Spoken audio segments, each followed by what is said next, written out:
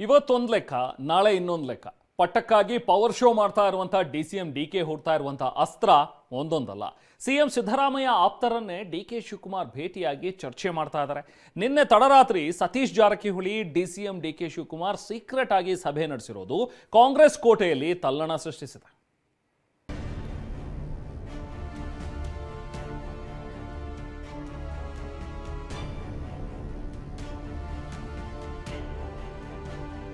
ಹೆಜ್ಜೆಗೊಂದು ತಂತ್ರ, ನಿಮಿಷಕ್ಕೊಂದು ಪ್ರತಿತಂತ್ರ. ಸಿಎಂ ಕುರ್ಚಿಯ ಮೇಲೆ ಕಣ್ಣಿಟ್ಟಿರುವ ಕನಕಪುರದ ಬಂಡೆ ದಿನಕ್ಕೊಂದು ದಾಳ ಉರುಳಿಸುತ್ತಿದ್ದಾರೆ. ಮೀನಿಗೆ ಗಾಳ ಹಾಕೋ ಕಲೆ ನನಗೂ ಗೊತ್ತಿದೆ ಎಂದಿದ್ದ ಬಂಡೆ ಮಾತಿನ ಮರ್ಮ ಈಗ ತಿಳಿಯುತ್ತಿದೆ. ಸಿಎಂ ಸಿದ್ದರಾಮಯ್ಯ ಆಪ್ತರನ್ನೇ ಡಿಕೆ ಭೇಟಿಯಾಗಿ ಚರ್ಚಿಸಿರೋದು ಕಾಂಗ್ರೆಸ್ ಮನೆಯಲ್ಲಿ ದೊಡ್ಡ ಕಂಪನ ಎಬ್ಬಿಸಿದೆ.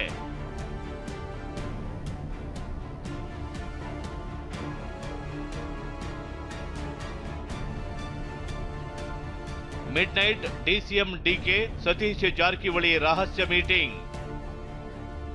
ಸಿಎಂ ಆಪ್ತರನ್ನ ವಿಶ್ವಾಸಕ್ಕೆ ಪಡೆಯಲು ಮುಂದಾದ್ರ ಡಿಸಿಎಂ ಡಿಕೆ. ಸತೀಶ್ಗೆ ಆಫರ್ ಕೊಟ್ರ ಡಿಕೆ, ನನ್ನ ನಂಬರ್ 140 ಎಂದಿದ್ಯಾಕೆ? ಪವರ್ ಶೇರಿಂಗ್ ಚದುರಂಗದ ಆಟದಲ್ಲಿ ಡಿಸಿಎಂ ಡಿಕೆಶಿ ಸೈಲೆಂಟ್ ಆಗಿ ಒಂದೊಂದೇ ಪಾನ್ ಮೂವ್ ಮಾಡ್ತಿದ್ದಾರೆ. ಡಿಸಿಎಂ ಡಿಕೆ ಭೇಟಿಯಾಗಿರುವ ಪ್ರಬಲ ನಾಯಕ ಯಾರು ಅನ್ನೋದನ್ನೇ ತೋರಿಸ್ತೀವಿ. ಅದಕ್ಕೂ ಮೊದಲು ಡಿಕೆ ಆಡಿದ್ದ ಮಾತನ್ನೇ ಕೇಳಿಸಿಕೊಳ್ಳಿ. ನಾನು ಚಿಕ್ಕ ಹುಡುಗ ಇದ್ದಾಗ ಮಧ್ಯ ವಯಸ್ಸಲ್ಲೂ ಕೂಡ ನಾನು ಹೋಗಿ ಮೀನನ್ನ ಹಿಡಿಯುವಂತ ಕಲೆಗಾರಿಕೆ ನನಗೂ ಕೂಡ ಇತ್ತು. ಹೋಗಿ ಗಾಳ ಹಾಕೊಂಡು ಮೀನು ಕಾಯ್ಕೊಂಡು ಇಟ್ಕೊಂಡಿದ್ದೆ. ಬಹಳ ಪೇಷನ್ಸ್ ಬೇಕಾದಕ್ಕೆ, ನೀತಿ ಮತ್ತು ಛಲ, ಆಸಕ್ತಿ ಇರಬೇಕು, ತಾಳ್ಮೆ ಇರಬೇಕು. ಯಾವುದೇ ಒಬ್ಬ ಮೀನು ಹಿಡಿಯಕ್ಕೆ ಹೋಗ್ಬೇಕಾದ್ರೆ ಅವನಿಗೆ ದಿನ ಶಿಕಾರಿ ಸಿಗ್ಲಿಕ್ಕೆ ಸಾಧ್ಯ ಇಲ್ಲ. 3 ದಿನ ವಾರ ಆದ್ರೂ ಕೂಡ ಒಂದು ಮೀನು ಸಿಕ್ಕುದಿಲ್ಲ ಅಂತ ಒಂದು ಪರಿಸ್ಥಿತಿ ನಾವೆಲ್ಲ ಗಮನಿಸಿದ್ದೇವೆ. ರಾಜ್ಯ ರಾಜಕೀಯದಲ್ಲಿ ಸಿದ್ದರಾಮಯ್ಯ ಒಂದು ಶಕ್ತಿ, ಡಿಸಿಎಂ ಡಿಕೆ ಒಂದು ಶಕ್ತಿ. ನಾನೇ 5 ವರ್ಷ ಸಿಎಂ ಅಂತ ಸಿದ್ದರಾಮಯ್ಯ ಕಡ್ಡಿ ಮುರಿದಂತೆ ಹೇಳಿದ್ರು. ಹೈಕಮಾಂಡ್ ನತ್ತ ಬೊಟ್ಟು ಮಾಡಿದ್ರು. ಈ ಎಲ್ಲ ತಂತ್ರಗಾರಿಕೆ ಅರಿತ ಡಿಸಿಎಂ ಡಿಕೆ ಬತ್ತಳಿಕೆಯಿಂದ ಹೊಸ ಬ್ರಹ್ಮಾಸ್ತ್ರ ತೆಗೆದಂತೆ ಕಾಣ್ತಿದೆ. ಕೆಲ ದಿನಗಳ ಹಿಂದಷ್ಟೇ ಸಚಿವ ಜಮೀರ್ ಅಹಮದ್ ರನ್ನ ಭೇಟಿಯಾಗಿ ಡಿಕೆ ಚರ್ಚಿಸಿದ್ರು. ಅಲ್ಲದೆ ಕೆಜೆ ಜಾರ್ಜ್ ಅವರನ್ನ ಮೀಟ್ ಆಗಿದ್ರು.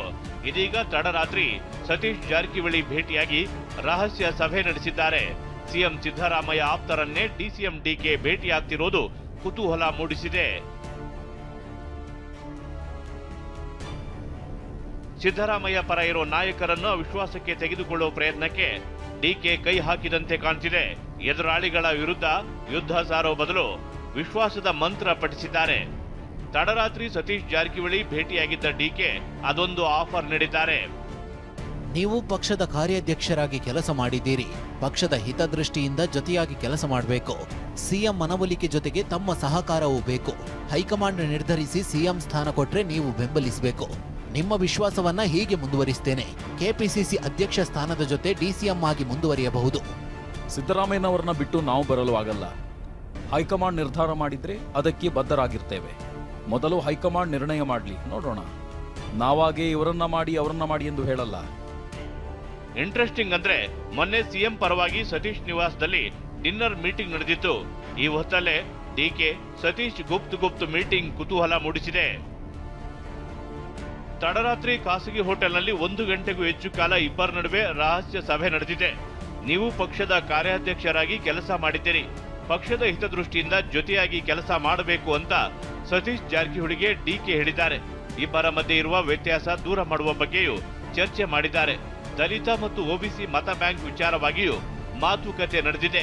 ನಿಗದಿತ ಕಾರ್ಯಕ್ರಮ ರದ್ದುಗೊಳಿಸಿ ಇಬ್ಬರು ಭೇಟಿಯಾಗಿದ್ದಾರೆ.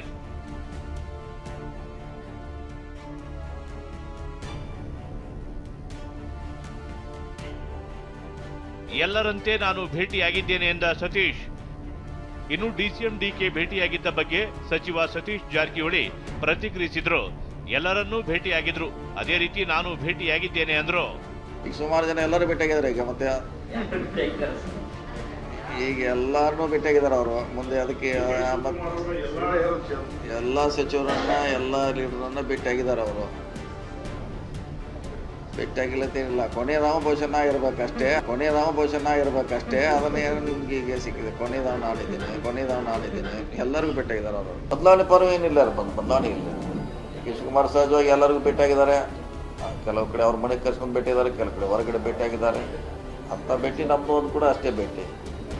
ಸೊ ಇದರಿಂದ ನಮ್ಮ ಭೇಟಿಯಿಂದ ಭಾಳಷ್ಟು ಏನೋ ಆಗ್ತಿತ್ತು. Bureau report, TV9